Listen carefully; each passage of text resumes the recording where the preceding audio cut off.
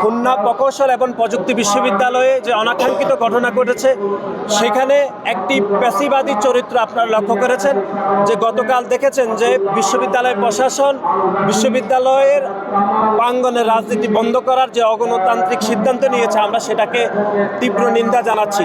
52 সালে মহান ভাষা আন্দোলন, সেখানে যে একটি গণতান্ত্রিক মূল্যবোধ প্রতিষ্ঠা এবং আমাদের মত প্রকাশের যে স্বাধীনতাকে বাধাগ্রস্ত করেছে তার বিপরীতে ছাত্র সমাজই কিন্তু তখনকার স্বৈরাচার এবং শাসকদের বিরুদ্ধে আন্দোলন সংগ্রাম করেছে এবং ভাষাকে মাতৃভাষাকে প্রতিষ্ঠা করেছিল। এবং আপনি দেখবেন যে 24-এর যে গণ অভ্যুত্থানের স্পিডটি কিন্তু সে একই, যে আমাদেরকে 2014, 2018 এবং 2024 সালের তরুণদের মতামতকে উপেক্ষা করা হয়েছিল, তার মতামতকে বাধাগ্রস্ত করা হয়েছিল। সেজন্য তরুণরা শিক্ষার্থীরাই কিন্তু বুকের তাজা রক্ত দিয়ে খুনি হাসিনাকে বিদায় করেছে এবং তরুণদের জীবন দিয়ে তরুণরা প্রমাণ করেছে যে সকল স্বৈরাচার যতই বাধাগ্রস্ত করুক না কেন যে তার মত প্রকাশের স্বাধীনতা যেন উন্মুক্ত থাকে, সেটি হচ্ছে 21-এর আজকের এই প্রহরে আমাদের অঙ্গীকার।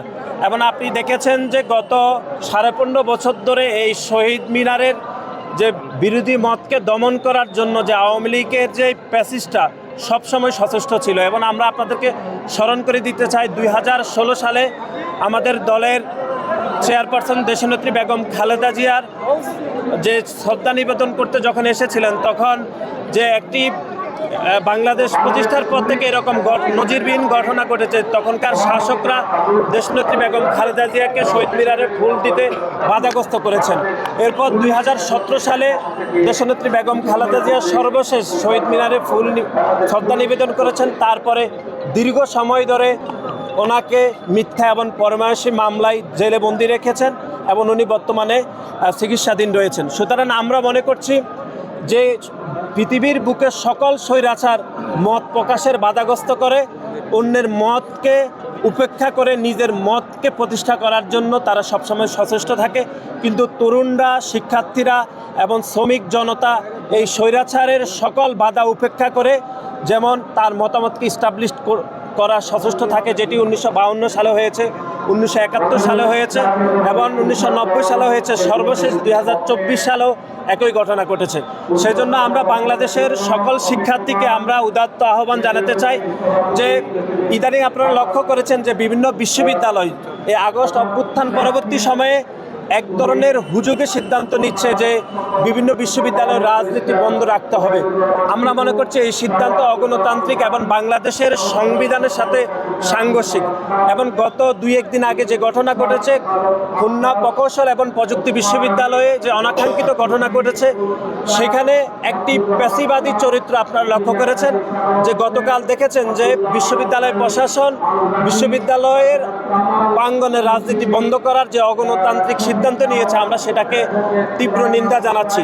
আমরা মনে করছি যারা গত 1 যুগেরও বেশি সময় ধরে বাংলাদেশের ছাত্র রাজনীতিতে গোপন তৎপরতার মাধ্যমে রাজনীতি কায়েম করেছে, ঠিক সেই সংগঠনকে সুবিধা দেওয়ার জন্যই খুলনা প্রকৌশল এবং প্রযুক্তি বিশ্ববিদ্যালয় সিদ্ধান্ত নিয়েছে।